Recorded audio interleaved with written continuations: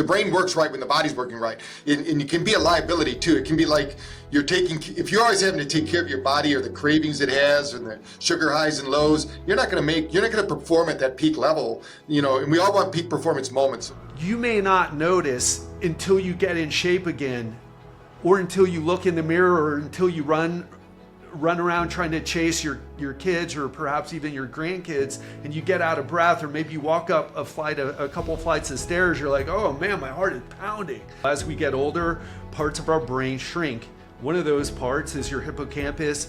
We know there's this direct connection through exercise, and probably the best evidence is in specifically for aerobic exercise. Listening to a radio station, you got to turn the dial sometimes. You got to do something. You can't just, if you're waiting for life to do it for you, water works really slowly. It will over time do it. That's like the currents of life. They're going to change you. But if you really want to change, you got to jump into the waterfall. Welcome to the Brain Fitness Podcast. I'm your host, Dr. Patrick Porter. Please join us on our mission to better 1 billion brains. Enjoy the episode and remember to share it with your family and friends. Welcome to the Brain Fitness Podcast. I'm your host, Dr. Patrick Porter, where your body fuels your brain and your brain fuels your life. Today's episode is titled Train Your Body, Save Your Brain, the Fitness First Blueprint for Cognitive Performance, Mood, and Longevity. Joining us is Ted Ryce, high-performance health coach and host of Legendary Life podcast. Ted specializes in helping entrepreneurs over 40 become leaner, stronger, and more energetic, not just for aesthetics, but for peak brain function and vitality. With celebrity clients and hundreds of high-achieving founders under his belt, Ted combines cutting-edge strategies like VO2 max and DEXA testing with simple, actionable routines that fit any busy lifestyle. In this conversation, Ted reveals why prioritizing physical training is one of the most underutilized but powerful tools to protect your brain, elevate your mood, and increase longevity. You'll discover how muscle mass, metabolic flexibility, and nervous system health are all interconnected with cognitive performance, and how you can turn your fitness into your greatest neurological asset. So get ready to rethink your workout, because what's good for your body might just be the secret weapon for your brain. Let's dive in. Thanks for coming in, Ted. Patrick, thanks so much for having me on the show. Super excited to dive in to today's topic. Yeah. Tell us a little bit about how you got into fitness. I got into it in junior high and high school with sports and things like that, but it was nothing like we have today. I mean, one thing I like to tell people is when I was going to school, we actually had parents petitioning to remove the physical weights from the workout room because they believed it would stunt our growth. If you can believe that. That was just in 1970s. So we've come a long way here. So tell us a little bit about how you got involved here. Yeah, well, I first got involved or let's say enamored with fitness when I was very young. My dad, he was a high performing attorney. And I remember when he wasn't at work, he would be at home and he would be lifting weights. He played racquetball. I'm 48 years old, so he would, that was hot in the 80s, late 70s, 80s. And I remember hanging from his bicep and thinking, oh, my dad's so strong. Now, come to find out later, the weights he was curling at home, they were 20-pound dumbbells, so it's not a lot of weight. But for me, I mean, it's such a powerful memory. And that's kind of what got me started. However, I ended up becoming kind of a party, heavy metal, weed smoking guy, right, in my teens. So I wasn't very healthy. I got away from that. I got involved with the wrong crowd. And what turned the corner for me is a family tragedy. I don't know how much you want to go into it, but my little brother was kidnapped and murdered. Terrible story, terrible tragedy, terrible trauma to me and my entire family. But how that fits in with the story of health and why I became, an evangelist for health and fitness, especially for brain health in particular, right? Because our brain is the foundation of our psychology and of our mood, right? You know that with your work way better than I do. But to finish the story, after he was murdered, I was actually studying neuroscience. I was fascinated with how substances like alcohol could affect the brain, marijuana could affect the brain, psychedelics, and I thought it would be something really interesting to go into. But I ended up dropping out of school after my brother was killed, and I didn't know what to do with my life. And I ended up coming back to exercise. And during that time, I was telling myself, or the story that was going on in my head was that my life is over. My life is going to be terrible because of this tragedy. It ruined my family.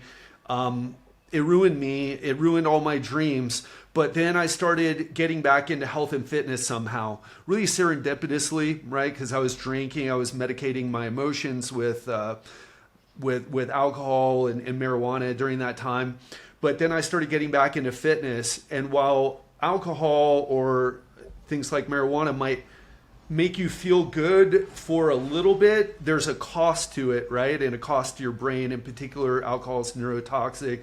And now we're learning marijuana is not great for your brain either, right? But exercise, I started feeling like I was building back my life. I was building back my health. I was building back my life through exercise because the narrative didn't change, the circumstances of my life didn't change, but I would go and exercise and all of a sudden I would feel better. And it broke that belief that, okay, there's nothing I can do here. And so now, I kept going with that and I ended up, there were a lot of different changes along the way, and I don't believe that exercise and diet is everything, right? That's why what you do with Brain Tap is so important, things like that, biohacks, therapy as well. But it did form, in my situation, the foundation of giving me my life back. And I got so excited with it that I ended up making my career. I'm like, this is not even my career, this is really my mission. So that's the shorter version on how I got into all this. Well, that's great. Well, I think your mission's right on point because we always say that you cannot think a bad diet, and you got to have the diet right. You got to get moving and breathing. You got to get resistance training. And one of the things as we were researching, we're totally in alignment with your body is your brain support system. So tell me a little bit about what you feel is the strongest evidence that physical fitness directly improves brain structure and function. We know it releases BDNF, brain-derived neurotropic factor, which we call miracle growth for the brain. But Right. Take a little further for me. Yeah, sure. And I'm sure you know this in your audience, but aerobic exercise is the thing that's connected with increasing hippocampal volume. For example, as we get older, parts of our brain shrink. One of those parts is your hippocampus. Hippocampus is not just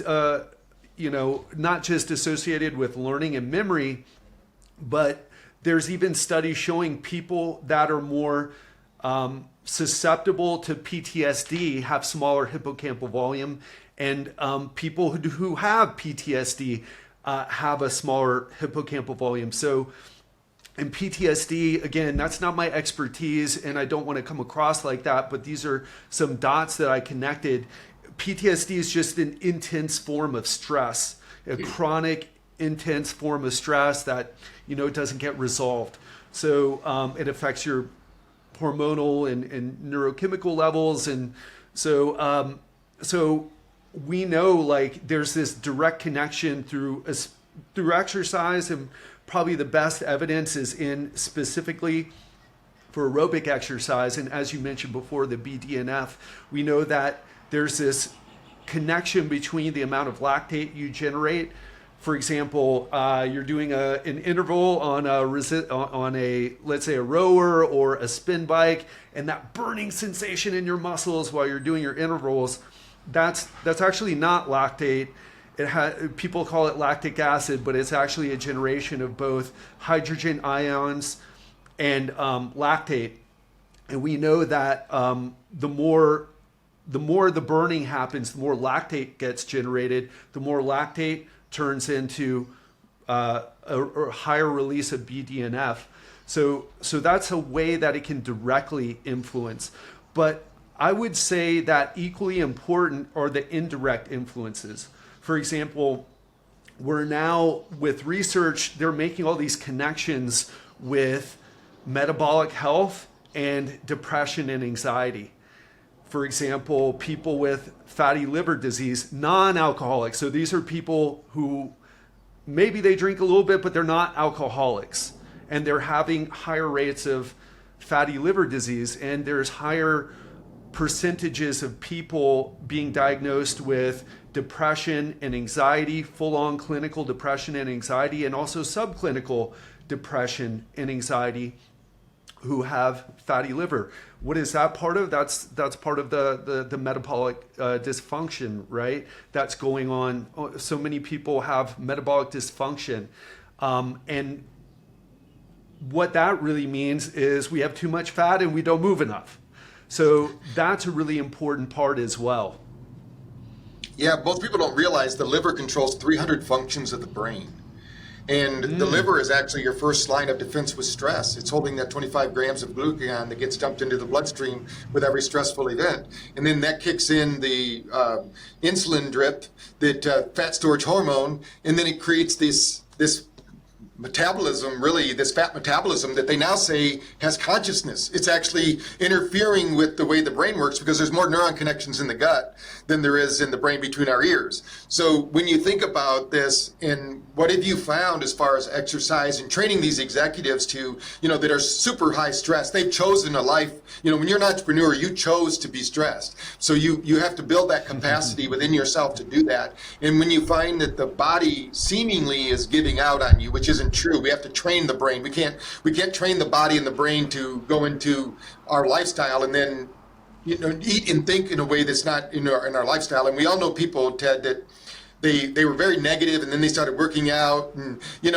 doing their thing, and they became positive because you can't have negative thoughts in a positive environment. When they high, and I always tell people we live in an energy economy. So exercising the right way, stimulating this biological system to generate energy, which then pushes up to the brain, just as the brain pushes down to the body. There's this two-way love affair, going on between our brain and body. What changes the trajectory when you've looked at all these people you've coached and you've had some high-profile people? If you want to name drop a little bit and that'd be fine. But tell us a little bit about what did you find they were doing, and what was the intervention that you were able to help them discover that became a part of their lifestyle? Because all these things. It's not what you do occasionally that matters. It's what you do daily that really, really moves the marker. So tell us a little bit about what you changed. Yeah, so now we're getting into what I feel is my expertise. I do my best with education, knowing the different parts of physiology, but I don't have my PhD like you, Patrick, right? And I just learned something when you talked about the 300, the connections between the liver and the brain. What I really specialize in is helping people get into great shape and to do that consistently. So I have a framework that I use. It's called the metabolic reset sequence. And what I do is we start with a precision health assessment, because I believe that in this world, especially just like you wouldn't have a conversation with entrepreneurs like, hey, how's your business going? Oh man, I feel so great about my business. I just changed my website. We modified the colors. We ran some cool ads. What you need to know is okay, cool, but what was the data? What was the change in the data? Are more people coming to your website now? Are more people clicking through? What is going on? And what I feel is a lot of people, let's talk about the exercisers first, the people who are already engaged in exercise. That makes up the majority of my clientele. And again, if you want me to name drop, I've worked with guys like Robert Downey Jr. before his first Iron Man movie, and Ricky Martin, Richard Branson. But really, the majority of my clients are guys you wouldn't know the names of, but they're running companies, and they're already exercising, and they have a story about their exercise program. They have a story about their diet. They have a story about their sleep. They have a story about how healthy they are. And what I do is I don't care about your story, right? I eat healthy. I feel pretty healthy. The number one way if you have heart disease is one of the first ways people learn that they have heart disease is through heart attack.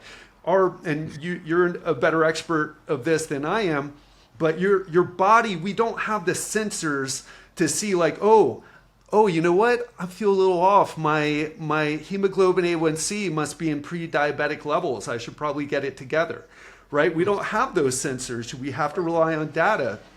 Just like people who fly planes don't say, you know what, I think I'm level with the ground. You use instruments. So we need data to drive decision making about what we need to handle first.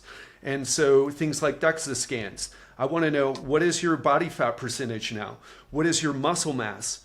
What about DEXA scans also show visceral fat? How much visceral fat? Because, right, we know that visceral fat is it's the worst fat. It's connected with everything that we've talked about, brain dysfunction, metabolic dysfunction. And so what are those numbers? And then let's look at your blood work.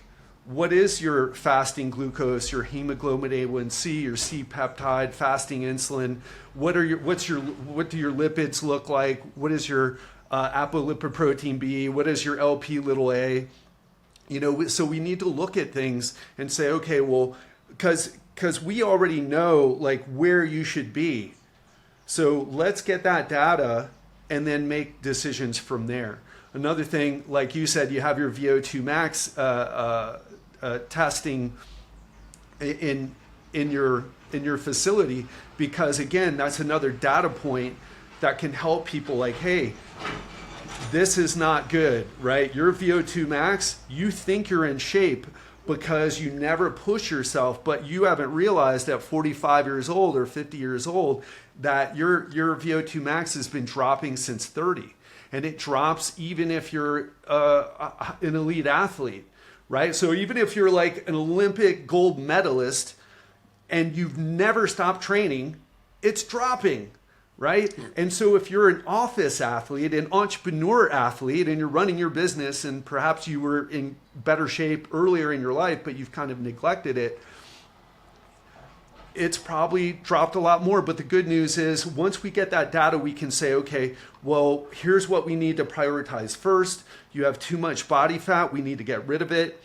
Or, hey, you're pretty lean. What we need to do here is we need to work on your VO2 max because it's low. So we start with data. So before we go on too far, let's explain what VO2 max is, because even though you and I both know what it is because we've been using equipment to measure that, our listeners might not know what you're talking about. And I tell people, most people don't know how to breathe.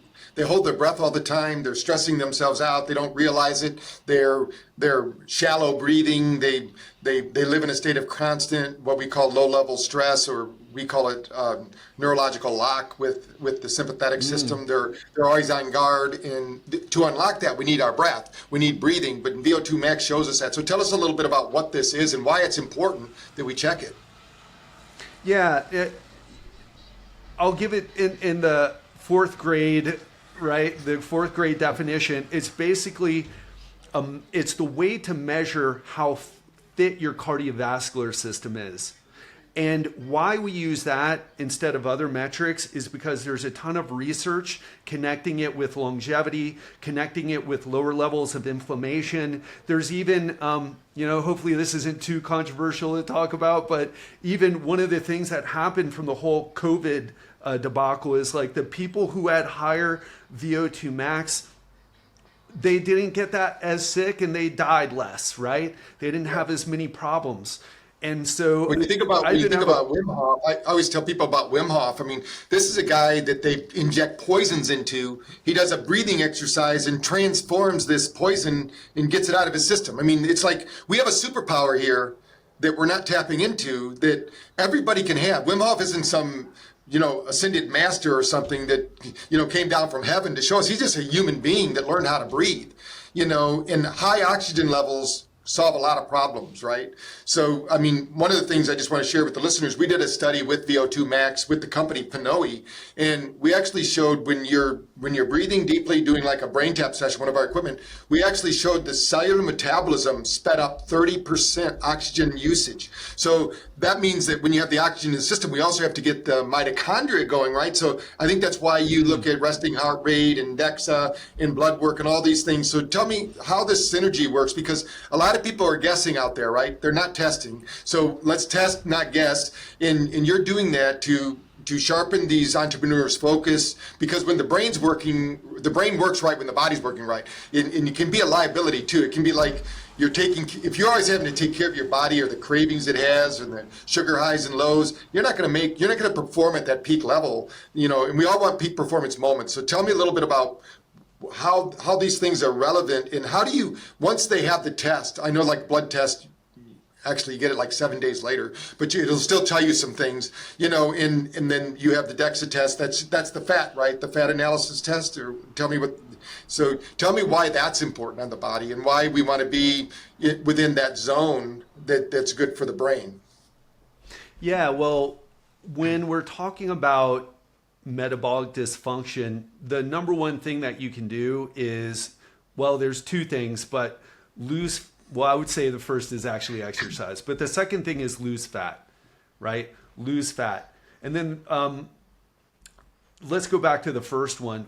One thing why, even though we're talking about VO2 max, and the best way to improve your VO2 max is through some form of aerobic exercise. There's a lot of controversy on that right now, but basically lower and higher intensity exercise both improve VO2 max. But what the best way to approach it, we can even talk about that if you want, because I have some experience as well as opinions based on that experience. But as far as like the thing that I prioritize the most with my clients is lifting weights. Well, why? A few different reasons, but relevant to our discussion here. The bigger your muscles, the more blood sugar you can handle. We store glycogen in our muscle, or we store carbohydrates in our muscles as glycogen. And so many people are metabolically dysfunction, or have metabolic dysfunction. If they don't have full-blown like diabetes, they're pre-diabetic. Or if they're not pre-diabetic, they're inching towards that, right? There's signs of insulin resistance that show up long before a doctor is going to tell you that you're pre-diabetic. So what building muscle does is it gives you some breathing room. It helps to store some of that, or deal with some of that metabolic dysfunction, that high blood sugar. And so that is one of the most important things that you can do. What does that do? Oh, and also resistance training leads to an increase in testosterone. I think it's something like a 20 to 30% increase in testosterone after a hard session. And then if you do it long term, your testosterone levels are going to be higher. And we're dealing with a situation where guys have lower testosterone. Your grandfather didn't do any of this stuff, didn't do any of this biohacking stuff because it wasn't around, right? And none of the stuff that we do today, not taking the supplements, and they had higher testosterone. So that's really important. This all directly relates to brain function. Testosterone, again, this is your area of expertise, but like we know these hormones like testosterone affect the brain, affect your motivation, affect your energy levels. And to talk about like what a lot of entrepreneurs do, and I think this is so important, Patrick. No, people don't say this enough, because entrepreneurs who don't focus on their health because of the time it takes to focus on their health, they're not wrong. Meaning there's an opportunity cost. You could be working and now you're taking away a few hours a week of work to invest in your health. But in short term, you're not going to notice a huge difference. Where I've had a client, he's like, oh, I skipped my workout today because this guy called me and he's got a business and it's related to my business. And so we met and there's a potential deal. My client was so excited about it, and that was way more exciting than the workout. But what ends up happening as we get older is that our mitochondria start to become dysfunctional. We start to get less of them, especially if we're not doing aerobic exercise and eating too many calories and eating too much sugar, right? We have a bad diet. So your energy levels start to go down and you don't even know it. And if your waist is starting to increase, that's a good sign that you're developing visceral fat. It's causing metabolic dysfunction, where you'd have to do some testing, but that's going to cause issues. It's going to bring your testosterone levels lower. It's going to increase your inflammation. And because it's such kind of like a slow drip type of degeneration, you may not notice until you get in shape again, or until you look in the mirror, or until you run around trying to chase your kids or perhaps even your grandkids, and you get out of breath, or maybe you walk up a couple of flights of stairs, you're like, oh man, my heart is pounding. You have lost it big time, right? And so even though it might make sense short term to work more hours to build your business, what ends up happening is you have to pay it back later. And if you wait too long and you get some sort of diagnosis, you get type 2 diabetes, you get a heart attack, you have cancer, man, I've seen that happen, and it's a really sad situation, because some things you can definitely improve no matter where you are, but some things, like, it's just way better to prevent them. Yeah, and I think people don't realize that, like, these functional, like the Oura rings and the Whoops, and that they're really trying to get that VO2 max number. I mean, we know in our science, in brain science, that when you have high or max VO2, you have better brain oxygenation. You basically, your brain, when you measure brain health and longevity, it basically, it slows down brain aging, because oxygen can take care of some of the stress that's there. So when you think about the gold standard, a lot of people say heart rate variability is the gold standard, but the reality is that oxygen levels are the gold standard, in what we look at. So you might not be able to get that on your watch today, but there are a lot of people like Ted out there that are using it. We use it here at the clinic just when we're doing testing, because, like you said, most people, their metabolism, that is the function of the mitochondria, really. It's how much light energy you're bringing in and how much light energy you're transmitting. And of course, the biological system plays into that. That's where the oxygen comes in, and all that lactic acid and all that lactate and all the things you're talking about. So tell me a little bit about training. Like, there's the HIIT zone, cardio, interval training. What are you recommending people do to kickstart this metabolism like you're talking about? Yeah, the first thing that we do in my program when I'm working with someone, and this is what I would recommend for everyone, is if you're not strength training, that's where you want to start first. Strength training will increase your muscle size, which will help with dealing with the metabolic dysfunction. It will increase your testosterone levels, giving you more motivation, more drive, more libido as well, something that tends to go down with our 40 plus clients. It also keeps your function, because I love what Peter Attia says about training for like the Centenarian Olympics. If you want to be independent when you're 60, 70, you can't be an average. If you want to be doing great in your 70s, you can't be average in your 40s or 50s, right? And so, not average in strength. You don't need to bench press 315 for reps or deadlift 3 times your body weight or any of these numbers, but you need to build up enough strength in a safe way, enough muscle in a safe way, so that you can you have the capacity to do anything that you might put yourself through, right? Whether that's strolling around Italy on vacation, walking 20,000 steps a day, and climbing up in Positano, climbing up the steps from the ocean to your hotel room, right, and back. You want enough strength for that. You want enough conditioning for that. And you can improve your cardiovascular fitness through strength training as well. Then we also look at, let's get the fat off, because fat is, again, we need fat. If you go too low in body fat, you will die. So it's not that fat is bad, but Americans in particular, we have so much fat on our bodies that we've lost we've lost. It's so funny because I've lived in different places around the world. Americans have kind of lost, like, oh, I'm not fat. What are you talking about? It's like your body fat is 26%. You're obese, according to that. You're obese. You're not just a little overweight. You're obese. These are numbers. This is data. This is not arguable. We're not talking about what you view as like what your perspective on what, an unhealthy amount of body fat is. We already know. So we want to make sure, and the range I shoot for is 20% or less.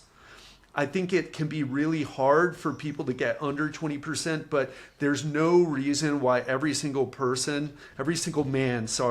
can, because women are different. Women need more body fat than men. But there's no reason why every single man can't get down to at least 20% and maintain it there while still enjoying your lifestyle, still going to the 5-star vacations where food is part of the experience. You can that's something that everyone can do. And then we look from there. What I start people with are steps, a minimum of 7K per day, right? 7K per day. And then we look at, can we increase those things? Because Patrick, you made a really good point. I could create, let's say, a year-long program that takes you through different phases, and we optimize the diet and the supplements to enhance each phase. And if you can't follow it, it won't work. Right. Yeah. There's a saying I love. It's a little consistent. It will work. Yeah. A little bit of something's better than a whole lot of nothing, and people need to start somewhere. What they'll find is that the brain will give them a reward for that workout. Once about the third week, you start getting, we used to call it the runner's high, where the brain releases all that BDNF and all the other neurotransmitters, acetylcholine, oxytocin, all those things you get after a workout. You start getting high in your own supply. Then it's not hard. It's getting through that, what we call like in first week of January, the third week of January, I should say, that Friday is called Quitter's Day, because everybody quits their New Year's resolution, says, I'm going to wait till next year. And they don't realize that they gained that 3 to 4 pounds of fat this year. And they started that 20 years ago. They never got rid of that 3 or 4 pounds of fat. And then now they're 30 to 40 pounds overweight. It didn't happen overnight.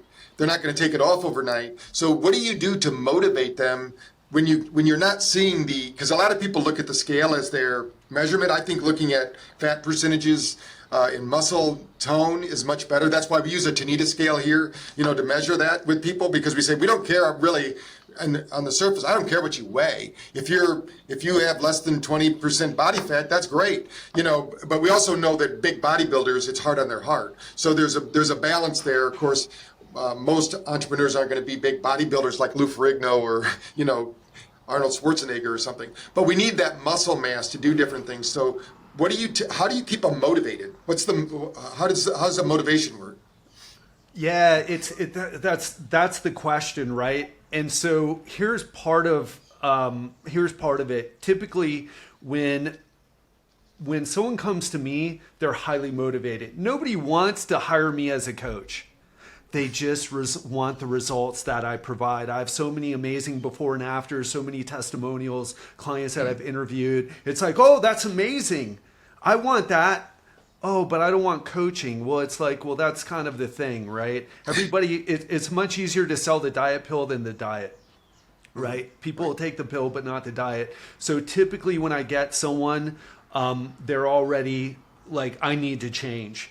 And so what I would tell you is the things that I've found that motivate. So I'll talk about what I do with clients, but just for the people who are maybe not feeling as motivated, the reason why you're not as motivated, the reason why I'm so like crazy passionate about this, besides my personal experience that I shared earlier, is that I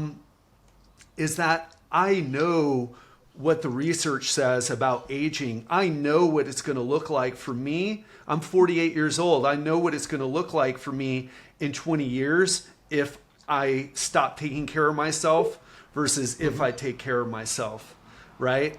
I know what it's going to look like. And that knowing, it's kind of like this. How do you think of people who don't save for retirement. We save for retirement because we know there's going to be a time where maybe you want to keep working. Like, I don't want to retire at all, but I definitely don't want to have to work to pay my bills. That would be a really tough situation to be in. And so most of the people listening to this, if they're, of a certain age, right? If they're in their 30s and beyond, you're thinking about retirement. You're thinking about, hey, what is that plan? Well, you want a retirement plan for your health, right? And start to educate yourself on what's going to happen. Just like you think about retirement, what's going to happen if you don't take care of your health? Even though you might feel good today, what's going to happen if you keep doing what you're doing? Because if you're average today, you're going to be horrible in 20 years. If you're elite today, you're going to be good in 20 years. So that's the way to think about it. And start listening to podcasts like your podcast, Patrick. Start connecting the dots for yourself, and then you will be convinced of how important this is. Also, get your own data. Go to if you don't want to do a DEXA scan, one thing that we like, I'll shift over to clients now. Like, one thing that we help our clients with is when we get that data and explain it to them, I don't take the tone like, oh my gosh, look, I just talk to them about the numbers, and I say, well, how do you feel about your body fat percentage? Whoa, it's way higher. I've got to do something. What do you feel about your blood work here? What do you feel about, I'll explain to them what the hemoglobin A1C is and what the potential ramifications of having a high one is if they don't do something about it. That creates motivation. But let's now talk about what you were mentioning and really what your question was. Like, once you get started, people have this misconception that people who are exercising are more disciplined than them. It's not, I don't believe that's true. I believe what you said, Patrick, is that people get addicted to how they feel with exercise. But to get to that point, you have to approach exercise the right way. To your point, with the start of the year, a lot of people are going to go into the gym. They're going to crush themselves with exercise. They're going to be sore for 5 days. Their knee might hurt. Their shoulder might hurt. And because they're like, oh, I got to do something. And so then after beating themselves up enough, they'll quit because they'll say, I feel terrible. My shoulder hurts. My knee is a little... I'm sore. I don't feel good. At first, you feel good with exercise, even if you get sore. But if you're creating too much inflammation, that's what the DOMS is, the delayed onset muscle soreness is. You're creating inflammation in your body, you feel like crap. So what I do is we start our clients with 4 30-minute resistance training workouts and then steps. We start them super easy. And we also focus on diet because I have a phase 1 rapid fat loss system that I put my clients on. At the first 2 weeks of the program, people lose 4 to 6 pounds. People get motivated when they see the return on their investment of time and effort. Not because, hey, don't you care about your health? Don't you know what it's going to look like in 20 years? Like, that's part of it.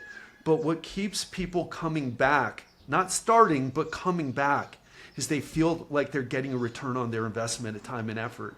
So you have to give people enough to see that you don't have to kill yourself to get results. You don't have to eat the most strict diet around to get results.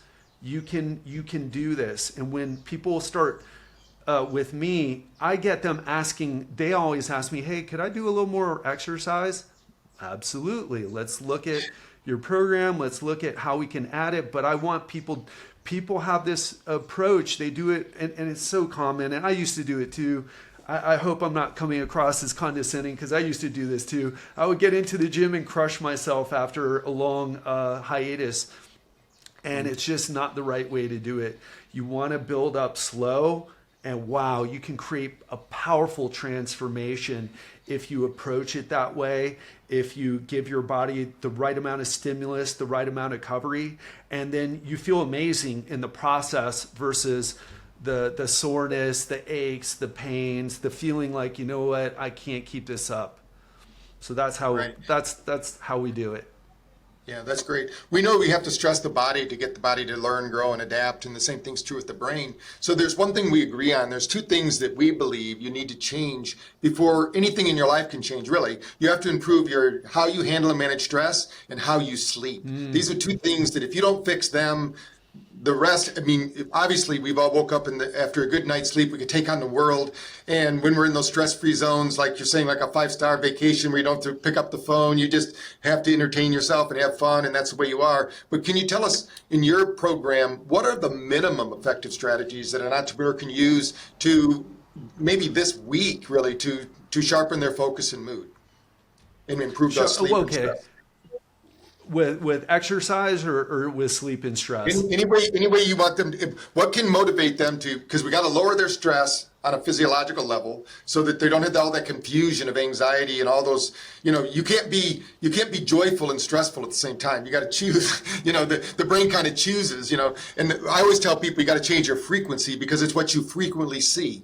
If you're high frequency, you see high frequency foods, high frequency activities, high frequency people. If you're low frequency, you're going to seek out those low frequency foods, low frequency activities, low frequency people. So, and we say, you got to look at your life almost like you're listening to a radio station. You got to turn the dial sometimes. You got to do something. You can't just, if you're waiting for life to do it for you, water works really slowly. It will over time do it. That's like the currents of life. They're going to change you. But if you really want to change, you got to jump into the waterfall and see where it's going to take you. You got to plunge in. So what do you feel are some strategies we can tell the listeners about that can sharpen their focus and mood? It doesn't matter to me what they are. Just if you have some tips for them.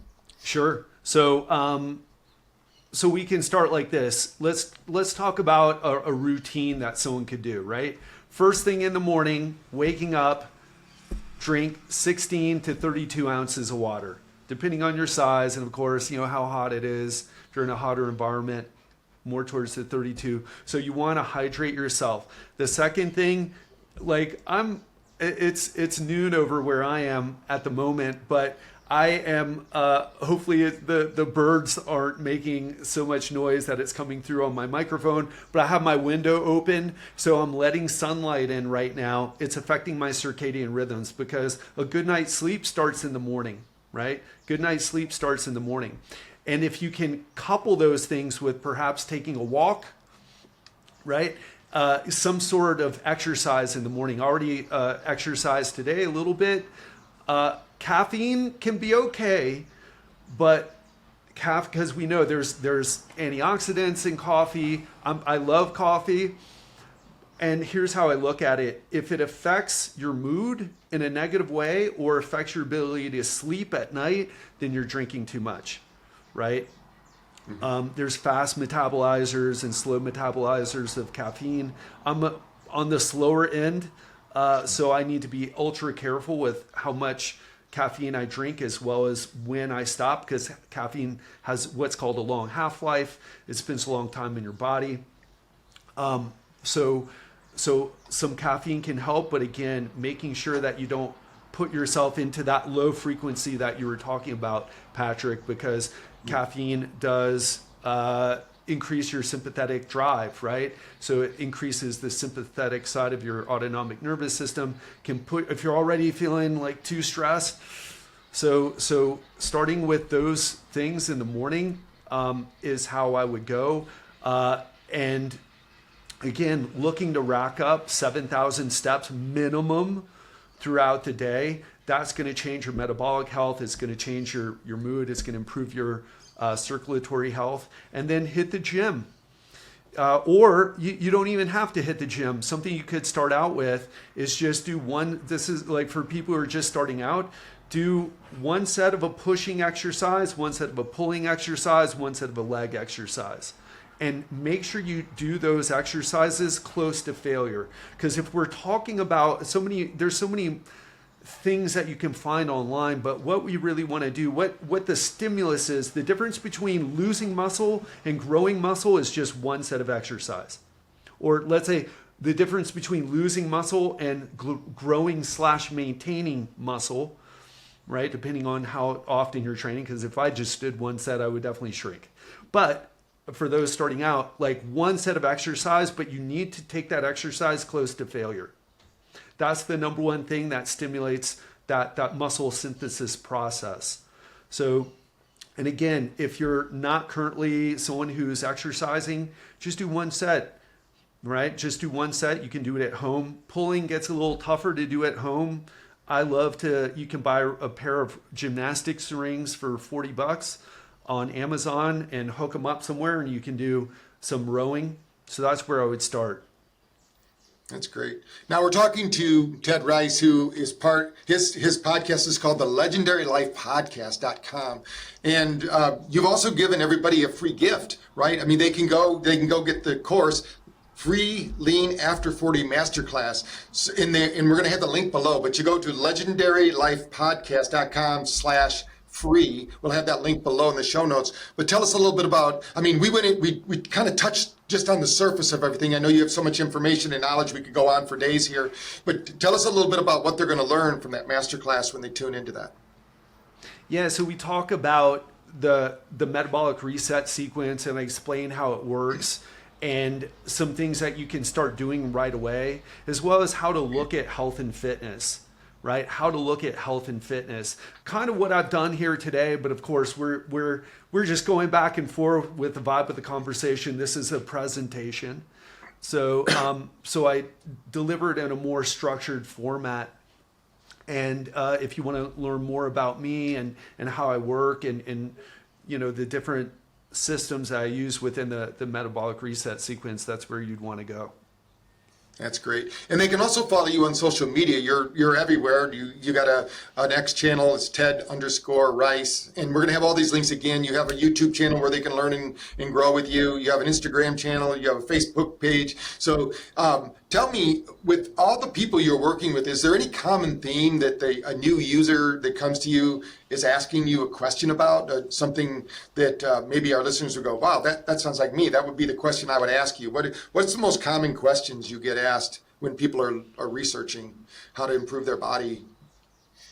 Yeah, what I find is a lot of people don't believe it's possible to get into great shape at 40 years old, in your 40s or 50s or 60s. And I would say this: if you were a professional or Olympic athlete in your 20s, for sure you're not going to be in the best shape ever in your 40s, 50s, and 60s, for sure not. But I don't know about you, Patrick. I was an athlete. I did competitive. I was on a competitive Brazilian Jiu-Jitsu team in my 20s and late 20s and early 30s. But I was never an Olympian, man. So if you, the reality is, if you were in pretty good shape, maybe you played college sports, high school sports, kind of got away from it when you started working, then had a family, you can get into the best shape of your life. It's not your age, it's not your genetics, it's not your metabolism holding you back. If you're not getting the results that you want, you're just not doing the right things. And we're in a world today where it's very hard to know what the right thing is, right? Or should you listen to me? You don't really know. You know if maybe you like me or if I sound confident, but we're in this world where like some of these guys on Twitter where I spend a lot of my time on social media, it's like these 25-year-old longevity experts, and they say things, it sounds sciencey. If you don't know any better, you think, whoa, this kid's really onto something. I'm just like, yeah, he must have studied with the best marketers around, because like he's got way more followers than me, but what he's saying is nonsense. So what I mean by that is, if you're listening to people and you're implementing what they do, but you're not getting the results, they're not telling you either they're not telling you the right things, or you're not implementing them correctly, right? It could be a combination of both, but just if you're not getting results, if you're not seeing your body fat, your belly go away, if you're not seeing your fitness improve, if you're not seeing your stress get better, your ability to handle stress or your sleep, it's what you're doing, the strategies are either not right for you, or you're doing them wrong, or they just don't work at all. Yeah, no, I think that's great. And I think that, you've given us a lot of information, a lot of food for thought here, and there's a lot more where that came from. I'm going to encourage everybody to go to the legendarylifepodcast.com/free to take advantage of that course. It's free. The worst thing that can happen is you start making the changes that you've always wanted to make and didn't know you could make them, because everything starts with one step. And that first step could be just going over to that website, clicking that link, getting your physical body in shape, because once the body's in shape, the brain will follow, and of course then the mind follows. So we want to have a great life. I want to thank you, Ted, for sharing your expertise, your wisdom, and sharing the link so that people can get more information, because sometimes these podcasts just kind of whet people's appetite, then they go back to the internet. Like you said, there could be some, I get this all the time. I've been doing this since actually my whole life. My dad was a Silva instructor, so at 12 years old we were going around Lower Michigan setting up seminars and doing self-help seminars and helping people. And then there are other people that just started 2 years ago, and now they're the world's leader, in neurofeedback and neuro experts. So social media doesn't do justice there, but we do get a lot of information. So we're going to point you all in the direction of Ted's social media sites. That free master class I'm going to encourage everyone to take again. I've already got it on my site. I've already signed up for it. I'm going to do it, and obviously I'm in okay shape. I'm 64 years old. I plan on being in good shape the rest of my life, because I have grandkids, and I don't want them to think of me like I thought of my grandddads. By this time they were in wheelchairs or they were in rocking chairs, and they wouldn't move if somebody had a fire under them. They thought, no, I'm retired. This is what you do, and you retire and expire. But you're gonna plan your life. What I always tell people is we need to be like the shaman. The shaman says, live your life as if today is your last day, but plan your life like you're gonna live forever. So when you're working out, and like you said something that we echo every day here at the lab, when you win the morning, you win the day. And so there's different strategies for doing that. As an entrepreneur out there, if you're listening to this, you know that you are the motivation, you are the catalyst for your business. How your energy goes, the energy of your business goes. So this is a way you can upgrade that energy. So again, Ted, thanks for being on the call. Is there anything I forgot to ask you that's like burning in the back of your mind, and you say, hey, I need to tell them about this, or is there anything you want to reinforce before we end the call today? No, I think we covered everything. I think if there would be anything else, it's like, what should someone do after listening to the show? And I would say, go take action, because knowledge isn't power, it's potential power. You need to take action on it. So that's what I would say. Go take action. Go take a walk after this. That's excellent. That's exactly, yeah. You need to get out there and do something.